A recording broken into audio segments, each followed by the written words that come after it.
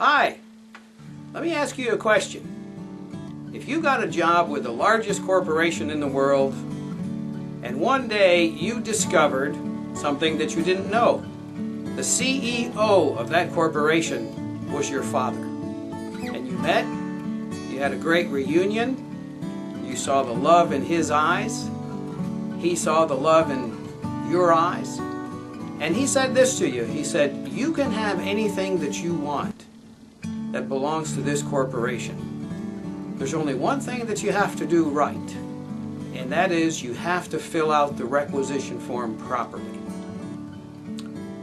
Wouldn't that be an important thing for you to learn how to do that? My name is Jerry Kafitz, and I'm doing a 5-part video series on prayer. How the Christian can have effective prayer. But I'm not going to teach this. It's already been taught. It's already been spelled out. In Matthew chapter 6, verses 9 through 13, what we call the Lord's Prayer. It's really not the Lord's Prayer. He never prayed it. We ought to call it the model prayer. And I'd like to look at that prayer, and I'd like to share with you and point out to you what, in fact, according to Jesus, constitutes an effective prayer. The first thing that we see in the Lord's Prayer, Our Father, which art in heaven, is this adjective at the very beginning. It says, whose Father? Our. O-U-R. Jesus didn't say the Father. He didn't say a Father. He didn't say Father. He said our Father. What does that mean? That means that prayer has to be founded on relationship. Relationship. Is there a closer relationship that a human being can have than the relationship to a parent, a father? I don't think so. So the very first thing that we see as a prerequisite for effective prayer is that we have to have that relationship with God. God has to be our Father. Well, how can God be our Father? Isn't the fact that He's our Creator good enough? Aren't we all children of God? Well, not according to what the Bible teaches. The Bible talks about something, and Jesus talked about something called the new birth. The new birth. Jesus said, ye must be born again. Now, this is not a video on the new birth.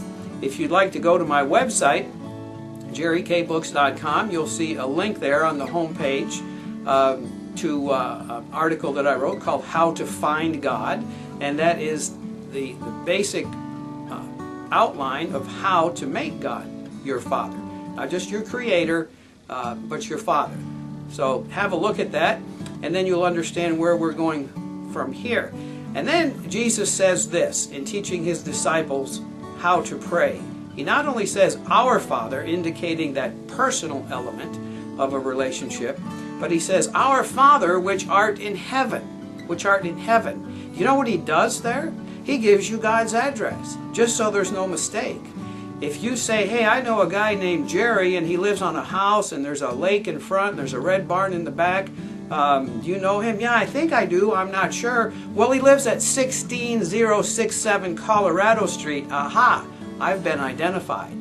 I've been identified. I don't have just a picture on my driver's license. I have that address. That identifies who I am. And Jesus didn't just say you need a personal relationship with God. He said you need to have the God who is my Father as the one to whom you're directing prayer. So He says, our Father which art in heaven.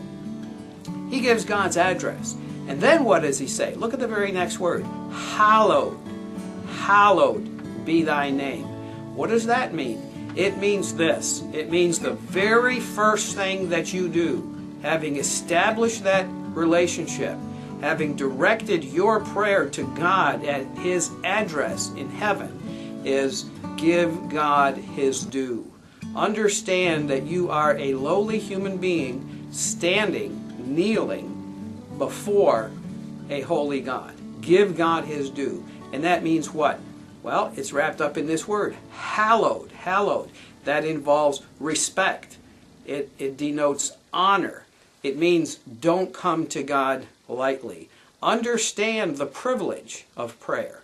Understand the greater privilege of having that relationship the relationship of God being your Father, and come with respect, and right off the bat give God that respect. That's the basis. That's the introductory element of prayer. We're going to do 4 more videos, and we're going to talk about other aspects of prayer, and I hope you'll watch those as well. Thank you for watching this first video in the prayer series. I'm Jerry Kafitz.